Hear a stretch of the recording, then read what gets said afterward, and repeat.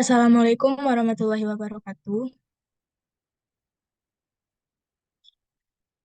Baiklah, puji dan syukur kita ucapkan kepada Allah Subhanahu wa Ta'ala yang telah memberikan rahmat, nikmat, dan karunia-Nya kepada kita sehingga kita dapat melakukan presentasi pada saat ini.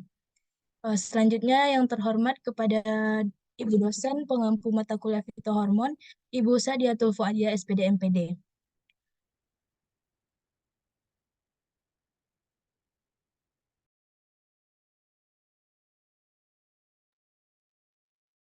Selanjutnya, izinkan saya sebagai moderator memperkenalkan anggota dari kelompok 5, yaitu yang pertama Julia Derulisa dengan NIM 2103176, yang kedua Tasya Humaira Hazirin dengan NIM 210311159.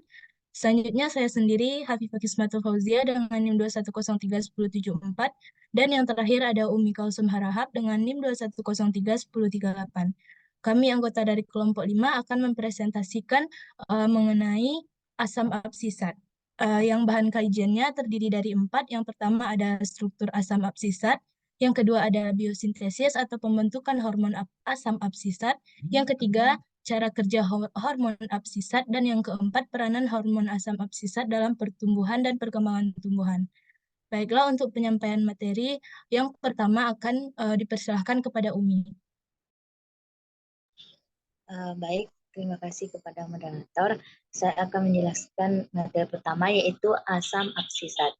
Asam absisat atau ABA merupakan hormon tubuh yang tersebar di seluruh bagian tubuh tanaman, terutama di daun dan akar. Jumlahnya semakin meningkat bila tanaman mengalami kekurangan air. Asam absisat yang terdapat di daun khususnya pada sel penjaga mengendalikan proses penutupan stomata. Sehingga secara fisiologi tanaman yang mengalami kekurangan air akan mengalami proses penutupan stomata. Menurut Campbell et al. 2008, dalam siklus hidupnya tumbuhan selalu memiliki masa di mana pertumbuhannya diperlambat dan mengambil masa istirahat atau sering disebut juga sebagai dormansi, guna memperoleh keuntungan. Berbeda dengan golongan hormon tumbuhan lainnya, asam absisat merupakan hormon yang kerjanya menghambat pertumbuhan dan bersifat antagonis dengan golongan hormon lainnya, seperti auksin dan giberellin. Selanjutnya itu ada struktur asam absisat. Struktur asam absisat yaitu terdiri dari ada CH3, ada OH, terus asam absisat tergolong ke dalam molekul sesquiterpenoid atau molekul dengan jumlah atom karbon hanya 15 dan tergolong ke dalam hormon tumbuhan. Sesuai dengan namanya, hormon ini memiliki peran dalam proses absisi pada tanaman. Absisi adalah proses pemisahan bagian tumbuhan seperti daun, bunga, buah, dan batang secara alami. Proses absisi ini dipengaruhi oleh batang secara alami. Proses absisi ini dipengaruhi oleh beberapa faktor seperti panas, dingin, kekeringan, dan sebagainya. Selanjutnya itu ada biosintesis atau pembentukan hormon asam absisat.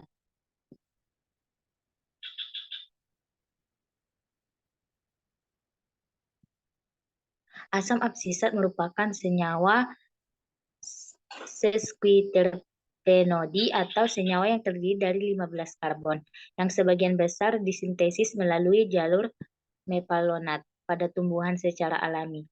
Asam absisat dihasilkan secara langsung dari farnesul difosfat yang merupakan molekul isoperpanoid. Proses biosintesis melalui jalur mevalonat terjadi di dalam kloroflas maupun plasmida lainnya, sehingga dapat diketahui bahwa tempat utama biosintesis asam absisat adalah di daun. Selain di daun, tempat produksi dari asam absisat juga dapat terjadi di batang, akar, ataupun buah hijau. Mungkin sekian yang dapat saya sampaikan. Saya kembalikan kepada moderator. Baiklah, terima kasih atas penyampaian dari Umi. Selanjutnya, akan disampaikan oleh Tasya Humaira. Kepada Tasya dipersilahkan. Baik, terima kasih moderator. Untuk materi selanjutnya yaitu pada daun terdapat 3 tempat yang berperan dalam biosintesis asam aksisat, yaitu 1. Sitosol sebagai tempat sintesis, 2. Kloroplast sebagai tempat akumulasi, dan 3. Dinding sel asam aksisat ini berasal dari sel mesofil daun atau tempat asam aksisat disintesis.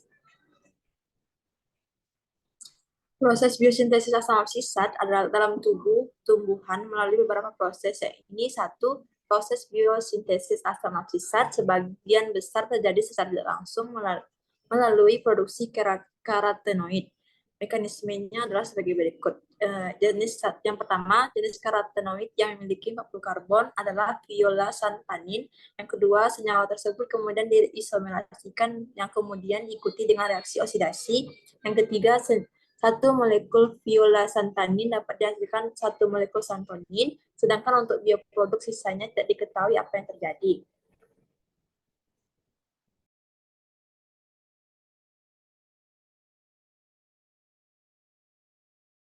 Yang keempat, molekul santonin yang dihasilkan tersebut bersifat tidak stabil dan dapat berubah menjadi asam aksisat aldehid secara spontan. Yang kedua, melalui rangkaian reaksi kimia sebagai berikut. Melalui jalur asam mevalonta, yaitu asam mevalonat, Farnes lipirofosfat, asam aksisat. Selain melalui jalur asam mevalonat MFA, jalur lain dapat ditempuh adalah metiliteritol fosfat atau MEP.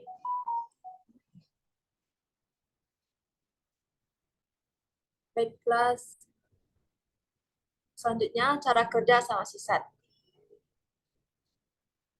Cara kerja dari asam aksisat ini seperti merangsang penutupan stomata pada waktu kekurangan air, mempertahankan dormansi dan biasanya terdapat di daun, batang, akar, dan buah berwarna hijau.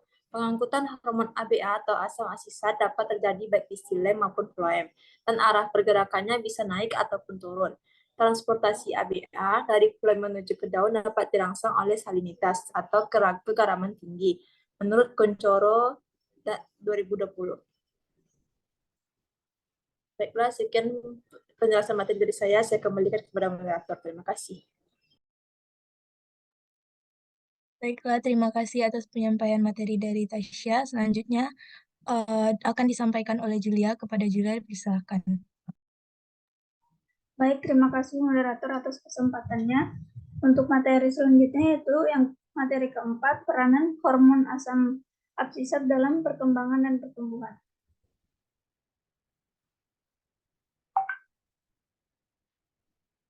Yang pertama, dormansi biji.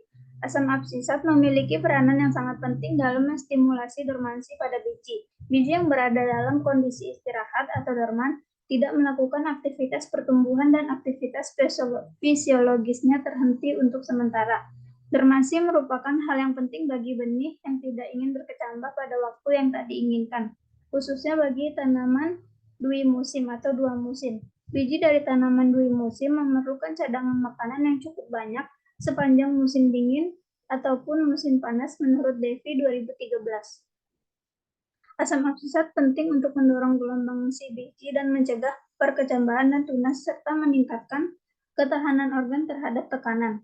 Musim dingin atau masa kering merupakan waktu di mana tanaman beradaptasi menjadi dorongan atau penundaan pertumbuhan. Hal ini mengakibatkan tertundanya pertumbuhan primer maupun sekunder. Asam aksisat juga memberi sinyal pada tunas untuk membentuk sisik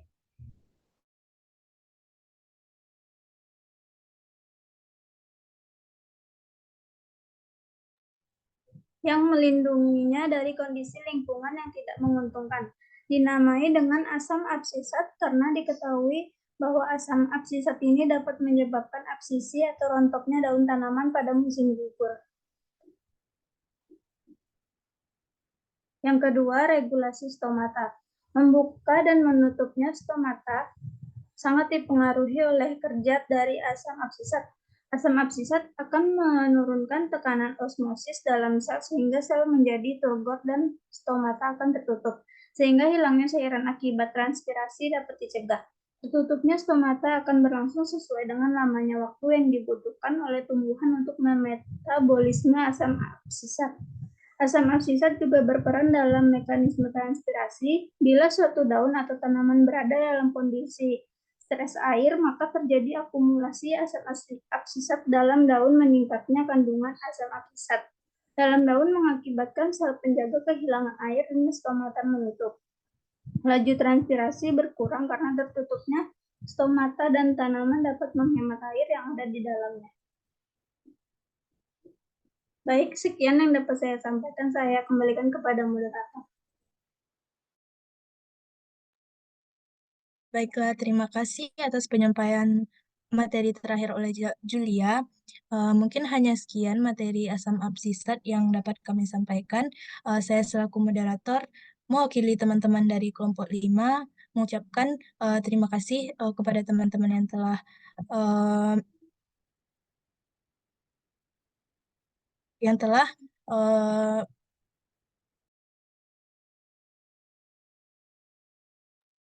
mohon maaf sebelumnya, terima kasih telah mendengarkan penyampaian materi dari kami, dan jika ada salah dan kurangnya dari kelompok kami mohon maaf. Wassalamualaikum warahmatullahi wabarakatuh.